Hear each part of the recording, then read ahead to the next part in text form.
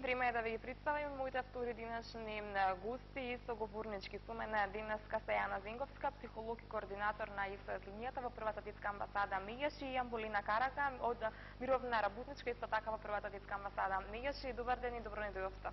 Добро ден, ајде. Секако, поводот за вашето гостување денеска во МТМ телевизија се најновите информации кои што произлегуваат или во јавноста во однос на насилството на децата. Она што беше интересно, јас би сакала токму со тоа да го почнеме разговорот. Од почетокот на годинава досега забележани се 105 случаи кои што се обратиле до вас преку ИСС линијата. Можете ли да ни кажете што говори тоа за состојбата на децата? Така, 105 случаи за вкупно 195 деца жртви. Ова е, мислам, дека биде важен факт, дека само за половина година 195 деца се потенцијални жртви на било каква форма на насилство и прекршување на нивните права. Најчесто децата се жртви на политичка злоупотреба, 40 деца биле потенцијални жртви на политичка злоупотреба.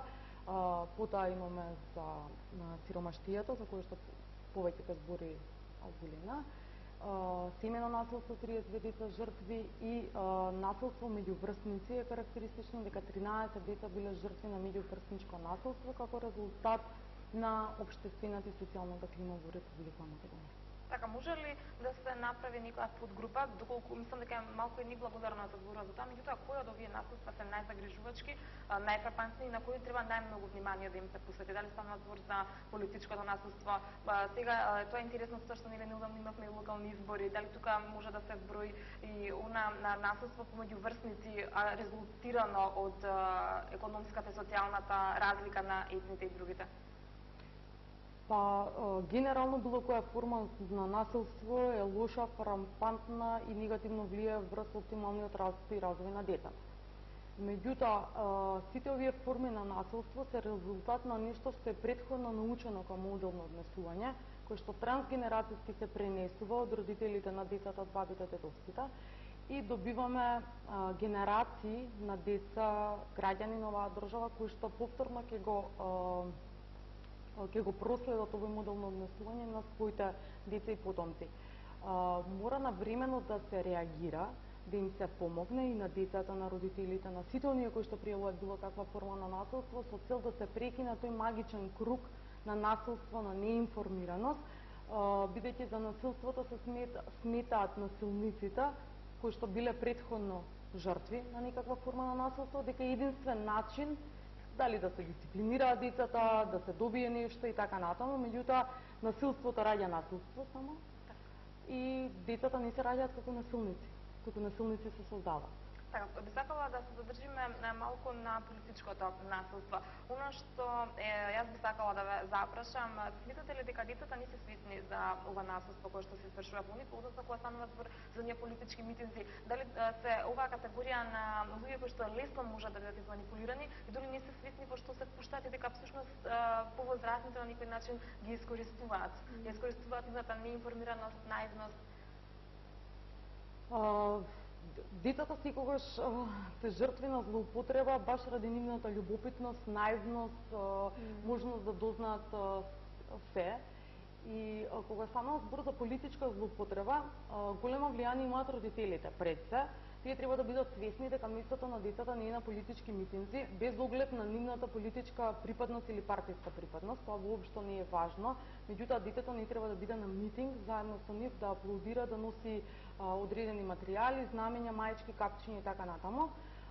Потоа на политичките партии кои што своите следбеници, своите припадници, своите истомисленици треба да ги поттикнуваат да влијаат на нив и да им ја зголема свеста дека на нивните деца не е место на митинзите. Сепак, значи, одговорноста е поделена, меѓутоа најголемата одговорност имаат родителите кои што треба да бидат свесни каде треба да ги носат своите деца и како да си ги заштитат сопствените деца. Така, јас би сакала, Алболина, вас да ве запрашам во продолжение на разговорот. Тука се споменува и она насилство помеѓу врсници, кое што од истражувањата нели се покажува дека многу често е резултат на социјалната нееднаквост помеѓу учениците. Вие токму во продолжение на разговорот би можеле да ни објасните нешто повеќе околу тоа? Ќе се потрудам секако.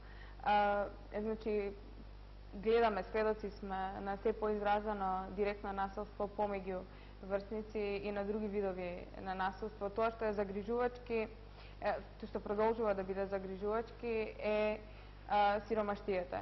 И има директна корелација, тоа го покажуваат и податоците на нашата SOS линија, дека има директна корелација помеѓу сиромаштијата и помеѓу насилството и злоупотребата врз децата.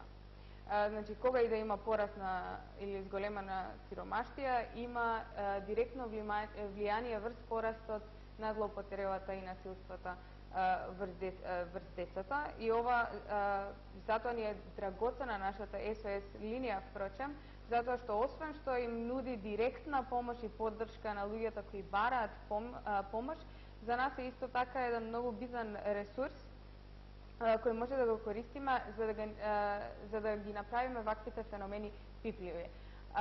Сиромаштијата само по себе е насилство. Значи, структурно насилство е кое и социјална неправда е, која генерира и други видови на насилство. Значи, кога збориме за сиромаштија, збориме за луѓе, во овој случај деца, кои живеат во равот на екзистенцијата, во крајно несоодветни услови за живот, кои не се во можност да ги исполнат нивните основни потреби.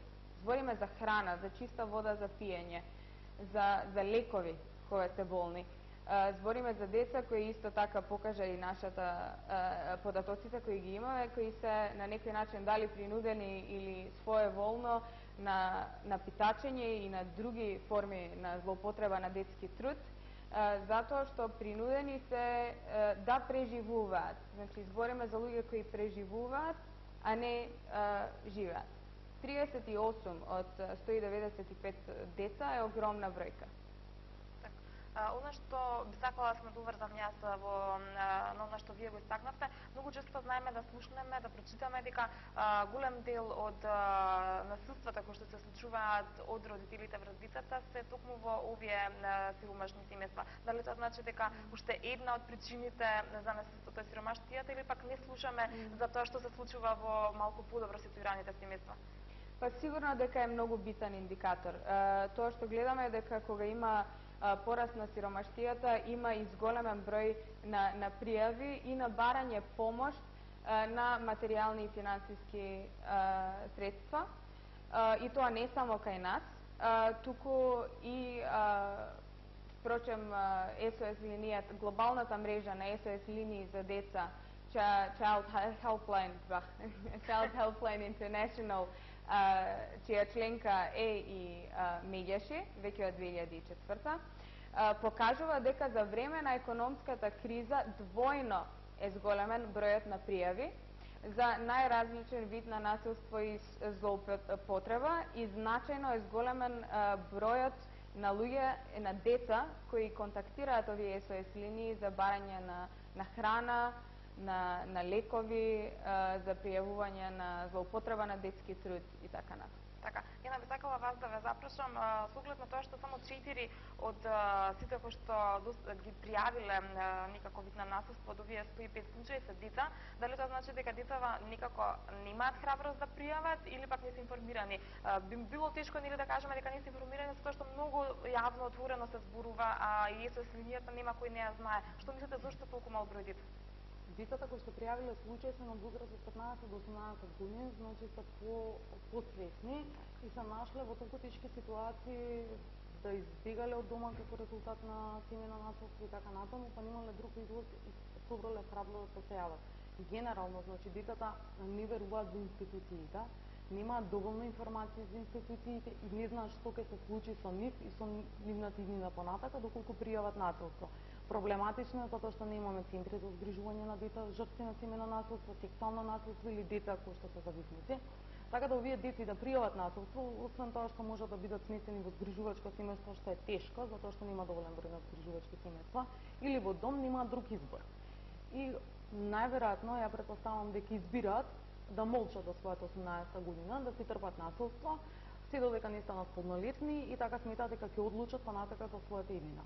Добро е децата кои што ќе се насочат, ќе работат доволно себе, имаат доволен увид во својата состојба за да можат да продолжат по прав пат. Меѓутоа, децата кои што биле константно жртви до својата 18 година ќе изберат партнер насилник, најверојатно, ќе пројават друго девијантно однесување, можеби агресивното однесување ќе го применат и на своите деца и ова е тој магичен круг кој што се врти. Значи неопходно е на децата жртви да им се понуди психолошка помош и поддршка, единствено за да ги охрабри и да ги ојача. Така, сметате ли дека она што го кажавте дека нели децата не веруваат во институциите може никако да се промени, може да се поправи? Можат ли институциите да придонесат да се врати довербата или да се стекне ако никогаш ја немала? Секако дека може. Ние имавме случај каде што беше дете избегано од дома, во соработка со нас и со центрите за социјална работа, континуирана, отворена соработка, тоа дете беше соодветно згрижено. Центрите за социјална работа, институциите треба да бидат отворени за децата, треба да бидат фер кон нив, не треба да ги манипулираат и да ги лажат. Јас сакам да нагласим до родителите дека деца не се лажат, и дете од 2 години не се лажат, камоли деца од 15 години, дека треба да работат на проблемот на нарушената комуникација и пред се да им веруваат на децата. Можеби децата се научени да лажат, меѓутоа не секогаш. Доколку е потранспарентен начинот на постапување, доколку стручните работници се повеќе можат да им се доближат на децата, да разберат нивната состојба, да го разберат нивниот жаргон, начин на живење во тек со сегашното време, толку децата ќе бидат поотворени и спремни да отидат да тропнат на вратата кај социјалниот работник или психологот, било кој што работи таму, да се искажат и да знаат дека ќе бидат сослушани, разбрани и ќе се чувствуваат безбедно. Тоа е поважно отколку згрижувањето во дадениот момент. Ако нема згрижување, треба да бидат фери да им кажат. Многу често се случува кога вие деца кои што се жртви на семејно насилство да бидат викнати на разговор и да им биде кажано дека нема да имаат средба со родителот насилник, а да имаат. Така се губи доверба, со лажење не се стекнува доверба. Така, токму околу насилството би сакала да продолжиме. Сметате ли дека се уште е актуелна и на некој начин прифатлива онаа реченица дека цветокот излега од рајот, која што многу родители и тоа како ја применуваат и сметаат дека можеби еден шамар не значи многу или би бил доброидоден во воспитувањето на детето? Да, за жал и млади генерации, постари генерации на луѓе, кои што младите генерации нормално се научиле од своите родители дека ќотекот излегол од рајот и како мерка за дисциплинирање го применуваат ќотекот, шлаканица, удирање по рака и така натаму. Таква форма на насилство не е дисциплинска мерка. Значи, на децата не треба да им се дозволи се, меѓутоа треба да им се постават јасни граници до каде можат да идат со цел да можат да се воспостават ред во своето однесување и ред во својата психолошка структура. Со насилство тоа не се случува. Децата ќе се научат дека потребно е насилство за да можат да функционираат понатака и често слушам изјави од родители: ако не го истепаш, ништо не бива од него. Да, точно, затоа што не научило детето на друг начин како да функционира. Многу е потешко, помалку трпно и треба време да му се објаснува на детето 100 пати истото, да му се кажува зашто нешто не смее и да се критикува е позитивно детето, меѓутоа не неговата личност, туку неговото однесување, тоа е позитивно. И родителите со цел да се заштитат да не направат невротични деца, нефрустрирани деца, не ја користат мерката ќотек, тука преминуваме во една друга фаза на насилство, тоа е пропусливо родителство, каде што родителите све им дозволуваат на децата, немаат јасно поставени граници и пак и ова е проблематично, затоа што ваквите деца се симбиотички врзани со своите родители, се асоцијални, понатака се не можат да бидат независни во животот и тоа е проблематично. Значи не сме да се иде од крајност до крајност. Сакам да апелирам до родителите да знаат дека е потребна дисциплината, затоа што дисциплината значи ред. Воспоставување ред во однесувањето значи воспоставување ред во психолошката структура на детето и на таков начин може да имаме среќни деца кои што понатака ќе бидат совесни граѓани на оваа држава. Така, од оние јавувања кои што ги добивате на СОС телефонот, зашто најмногу се жалат јавувачите? На кој облик на насилство најмногу реагираат? Дали е тоа сиромаштијата и неповолните услови за живот или пак тука се семејното насилство? Семејното насилство заедно си иде рака за рака со сиромаштијата, затоа што жртвите на семејно насилство се голем дел од жртвите на семејно насилство се финансиски немотни. И од таа причина се враќаат повторно во семејството на насилникот каде што. Меѓутоа не значи дека семејното насилство само се случува во социјално загрозените семејства. Семејното насилство се случува и во домови на интелектуалци, во домови на богати родители кои што имаат, меѓутоа таму е поприкриено, не се гледа, не е општествено видливо, затоа што станува збор, да речеме, за угледни семејства, каде што се што се случува во домот е во домот и многу е потешко да се реагира во такви случаи, затоа што тоа е еден затворен круг. Така, можеби и во тие ситуации и не сакаат да се реагира и да се допрат до нив. Од она што успеав да се информирам, голема е разликата меѓу момчињата и девојчињата кои што се јавуваат на ИСС телефонот.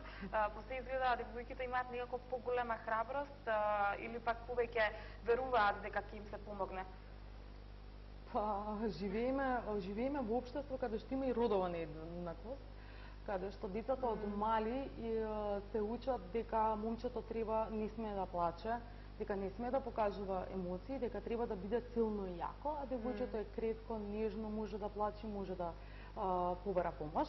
Тоа е проблематично, значи момчињата и девојчињата може да плачат, може да признаат проблем, може да побараат помош и треба да го направат тоа кога ќе се соочат со таква, кога ќе бидат во таква дадена ситуација. Тоа се некои социјални аспекти родови кои што се учат од родителите, од бабите, од бабите и дедовците и на таков начин се презентираат. Најверојатно од таа причина, затоа што момчињата се јунаци и херои, а девојчињата се принцези и докторки сакаат кукли да бидат, полесно признаваат. Меѓутоа бројката е подеднаква на деца жртви момчиња и деца жртви девојчиња. Значи, насилството не познава националност, социјален статус, не познава полова разлика или други форми на разлики. Така, пред малку споминавте дека значително е тоа што сиромаштијата е во подем како и по светски рамки, така и кај нас во Македонија. Имате ли никакви сознанија дали се предзимаат конкретни мерки околу она да се оттргне детето од таа мисла која што секојдневно родителите им не соопштуваат, без разлика кога ќе побараат да отидат на екскурзија, па немаме средства, кога ќе побараат било што има нивното другарче, па повторно немаме средства. Смятате ли дека тоа е начин на повторно на некаков вид на малтретирање на детето? Мислам дека решенијата мора да бидат системски и не смееме да останеме на решавање на симптоми.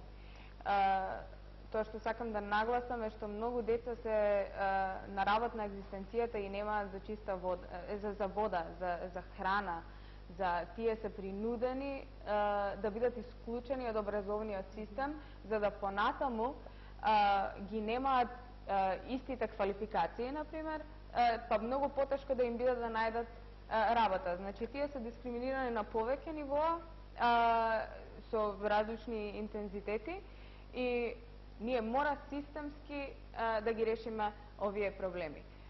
Супер е што за деца од семејства кои се социјално загрозени да ги однесете на летување, например. Меѓутоа, тоа не смее да биде на начин на кој што вие ќе се сликате со нив, за да тие дополнително го носат тој товар на таа етикета социјално загрозен, сиромашен и така натаму. Така да мора да се превземаат, ние живееме во социјална држава, според уставот на оваа земја, и мора да наоѓаме решенија кои ќе се однесуваат на темелите, на базата на проблемите, а не на симптомите. Така, ја например, кога вие споминавте дека за еден изолиран случај сте имале одлична соработка со центрите за социјални работи, меѓутоа колку се расположени властите да действуваат заедно со вас во изнаоѓање на решенија, без разлика дали тоа станува збор за намалување на сиромаштијата, дали станува збор за било кој друг начин во кој што ќе им помогне на децата да имаат убаво детство? Значи, во Република Македонија има многу закони за детска заштита, за социјална заштита и така натаму. Јас сметам дека не е само да се донесат закони, туку треба тие закони да се спроведат во пракса. Затоа што пасивна агресија е вие да донесете закон, да кажете да имате законско право, никој да не ви објасни каде да се обратите, што е вашето законско право и што треба да постапите и дали ќе бидете заштитени. Значи, малку е проблематично тоа институционално да го наречеме и тоа е еден вид на пасивна агресија. Децата кои што се носени на летување, како што спомна колешката, Тие покрај тоа носат и уште еден дополнителен терет и тие и нивните родители, тоа е терет на вечна благодарност. Дека некој ги однел некаде и помислил на нив. Не треба да се носи тој терет. Значи, по Конвенција за право на детето, детето има право на игра, на слободно време, на безбедно, на безгрижно детство. Во ваквите случаи треба да му се овозможи тоа. Ако не можат родителите, ако може државата, супер, нека го овозможи. Меѓутоа, како што рече колегушката, без етикетирање, за него има тој дополнителен синдром на дете од социјално семејство. Зашто да го носи тоа? На тие деца како началото да им пишуваат дете од социјално семејство, затоа што тоа го пропагираат и институциите, и групата на врсници и така натаму. Тоа е проблематично за понатамошното функционирање на тие деца, како што е проблематично и со децата од разведени бракови, многу често може да се случи. Јас сум дете на разведени родители. И зашто детето да го носи тој терет ако е некои двајца партнери решиле да не бидат повеќе во партнерска врска? Истиот симптом е и на децата им се наметнува еден дополнителен терет кој што ќе си го носат понатака со годините доколку соодветно не работат на својот оптимален психолошки растеж. Така, и за крај, како еден заклучок од разговорот, стигнуваат ли овие апели до оние до кои што се наминати сите овие совети кои што се даваат и на некој начин до институциите преку ваквите емисии, преку пресконференциите, смятате ли дека нешто се променува на подобро? Јас верувам дека стигнуваат, верувам дека прават дело напори, ама треба да се направат се уште многу работи, кои што треба да се подобри, значи состојбата со правата на децата во Република Македонија. Се надевам и апелирам до соодветните органи дека тоа ќе го направат и дека веќе се почнува нешто да се работи во таа насока. Не е доволно, меѓутоа добро е кога има почеток на нешто и никоја работа тргнува. Така. Дали би сакале да додадете и вие нешто? Па секако, достоинствен живот е право. Не сме да остане на милост на било кој. Така да сите овие деца имаат право на среќен и достоинствен живот, имаат право на квалитетно образование, имаат право на добро родителство и на средина која ќе ги штити, а нема да ги угнетува. Така. Јас се надевам дека сите кои што ја гледаат оваа емисија ќе размислат токму за овие теми за кои што зборувавме и дека ако ништо друго барем ќе допреме малку до нивната свест без оглед за кој вид на наследство станува збор. И ви благодарам за одвоеното време и за гостувањето. Продолжуваме ние понатаму со емисијата.